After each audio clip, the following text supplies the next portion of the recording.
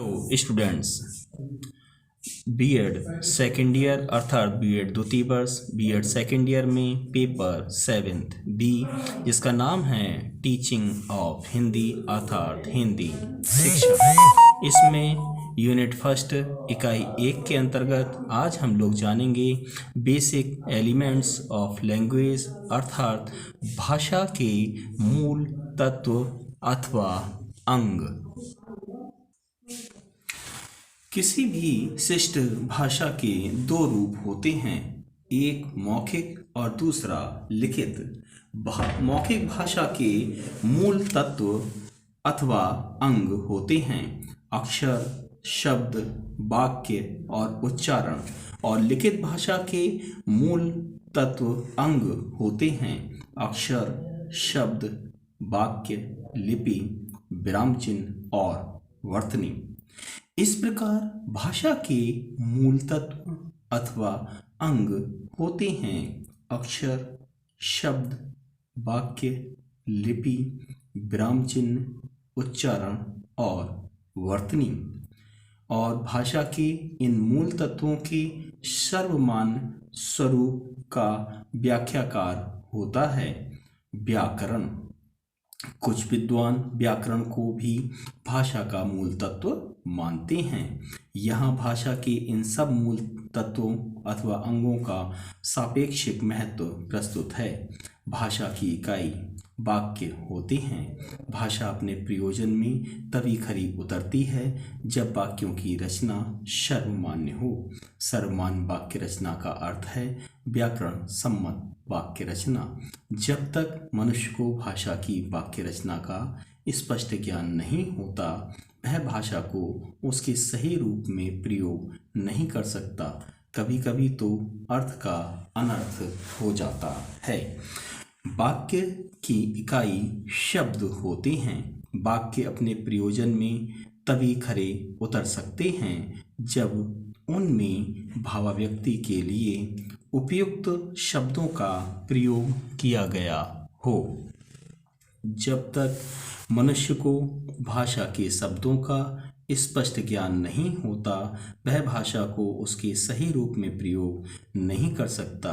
कभी कभी तो अर्थ का अनर्थ हो जाता है। शब्द की इकाई अक्षर होते हैं। अक्षरों से तात्पर्य भाषा की मूल ध्वनियों से है। किसी भी भाषा की मूल ध्वनियों का उच्चारण निश्चित होता है और उसके लिए ध्वनि संकेत भी निश्चित होते हैं। जब तक मनुष्य को भाषा की इन मूल ध्वनियों का स्पष्ट ज्ञान नहीं होता, तब तक वह भाषा का सही प्रयोग नहीं कर सकता। कभी कभी तो अर्थ का अनर्थ हो जाता है।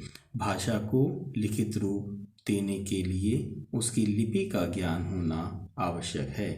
किस अक्षर की क्या आकृति अर्थात बनावट है, उसे कैसे लिखा जाता है, शब्द कैसे लिखे जाते हैं, शब्दों के बहुवचन कैसे बनाए और लिखे जाते हैं, वाक्य कैसे लिखे जाते हैं और वाक्यों में विराम चिन्ह कैसे लगाए जाते हैं, इस सब का ज्ञान भी अत्यंत आवश्यक होता है।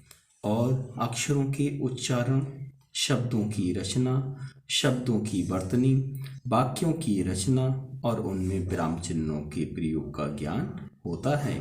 भाषा के व्याकरण से किसी भी भाषा के पूर्ण ज्ञान और उसके उपयुक्त प्रयोग के लिए उस भाषा के व्याकरण का ज्ञान अवश्य होना चाहिए। व्याकरण के ज्ञान के अभाव में भाषा के सर्वमान्य स्वरूप को ना सीखा जा सकता है और ना उसका अपने सही रूप में प्रयोग किया जा सकता है।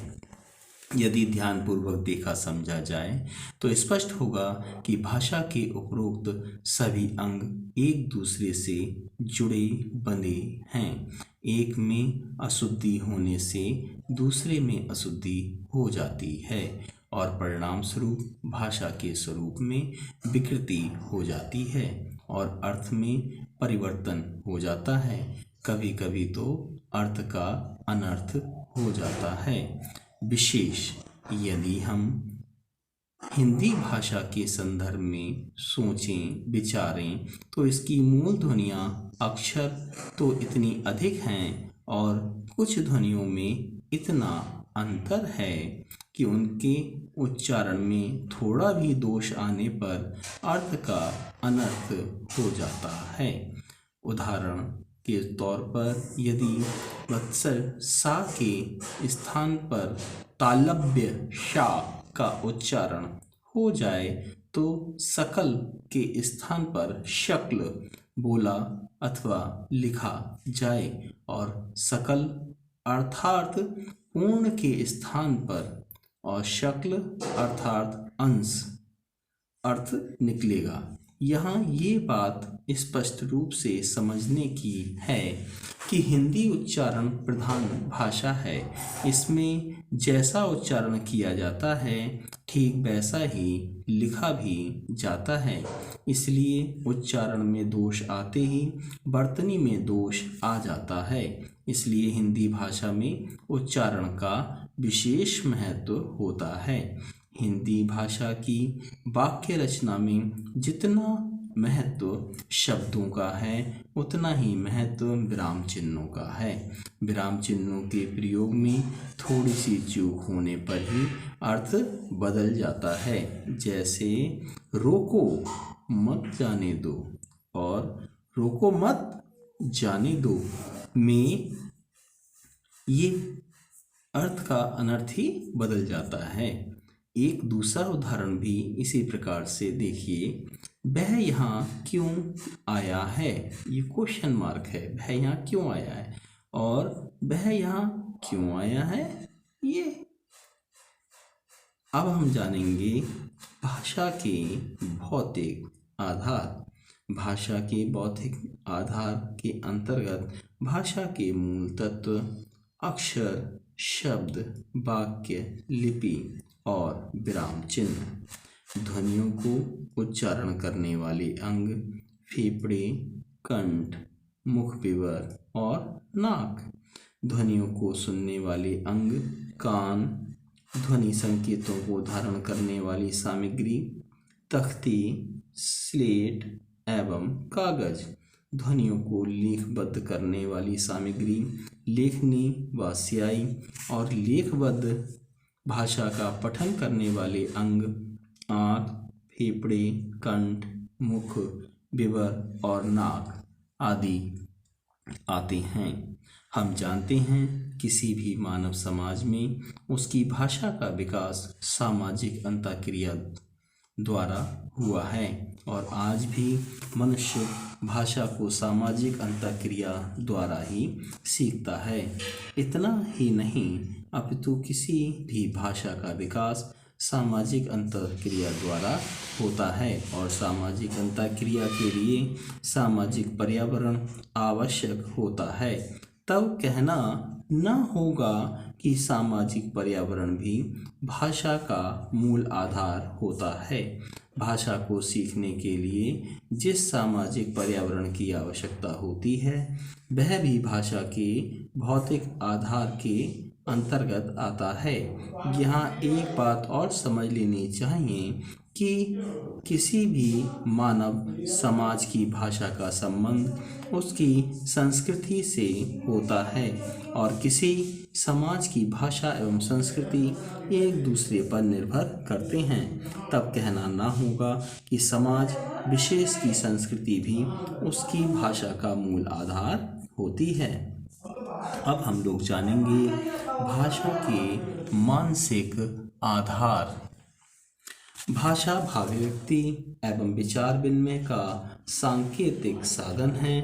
तब कहना ना होगा कि मनुष्य के मनोवेग, मनोभाव एवं विचार उसकी भाषा के मूल आधार होते हैं और चूँकि मनुष्य के मनोवेग, मनोभाव एवं विचारों का संबंध उसके मन मस्तिष्क से होता है, इसलिए इन्हें भाषा के मानसिक आधार कहा जाता है।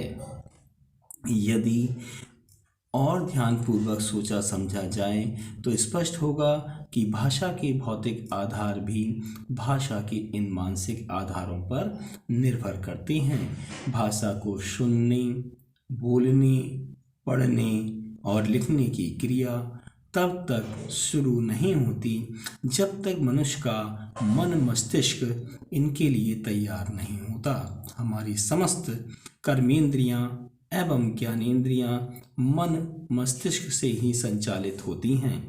मन मस्तिष्क, मनोवेग, मनोभाव और विचार, ये सब भाषा के मानसिक आधार हैं। भाषा वैज्ञानिक विचार को भाषा की आत्मा और शब्द को भाषा का शरीर मानते हैं। इनमें से किसी के अभाव में भाषा के अतत्व की कल्पना नहीं की जा सकती है। भाषा की प्रकृति, नेचर ऑफ लैंग्वेज। भाषा के संदर्भ में उपरोक्त तथ्य जान लेने के बाद हम उसकी प्रकृति को सरलता से समझ सकते हैं। पहली बात तो यह है कि जब हम भाषा की बात करते हैं तो हमारा तात्पर्य केवल मनुष्यों की भाषाओं से होता है, और वह भी ध्वनि संकेतों की उस भाषा से जो लिपि का वरदान प्राप्त कर लिखित रूप धारण करती हैं। मनुष्य की इस भाषा का मूल आधार विचार होते हैं। इस भाषा को मनुष्य समाज में के बीच रहकर सामाजिक अंतःक्रिया द्वारा सीखता सिखाता है, और इस भाषा की एक विशेषता यह भी है कि इसमें सदैव परिवर्तन एवं विकास होता है। मनुष्य की भाषा की यही प्रकृति है। भाषा की इस प्रकृति को हम निम्नलिखित रूप में क्रमबद्ध कर आपको बताते हैं। नंबर 1, भाषा मानव की विशेषता है। नंबर 2, भाषा भावाव्यक्ति एवं विचार विनिमय हेतु किसी समाज द्वारा स्वीकृत ध्वनि संकेतों का समूह है। नंबर 3, भाषा और विचार में अटूट संबंध होता है। नंबर 4, भाषा वाचिक प्रतीकों की एक व्यवस्था है। और नंबर 5, भाषा लिपि संकेतों के द्वारा लिखित रूप धारण करती है। और नंबर 6, भाषा अर्जित संपत्ति है। और नंबर 7, भाषा परिवर्तनशील एवं विकासशील होती है। और नंबर 8, भाषा का मूल रूप सदैव सुरक्षित रहता है। और अंतिम पॉइंट है, भाषा मनुष्य एक से अधिक भाषा सीख सकता है। Thanks for watching. धन्यवाद।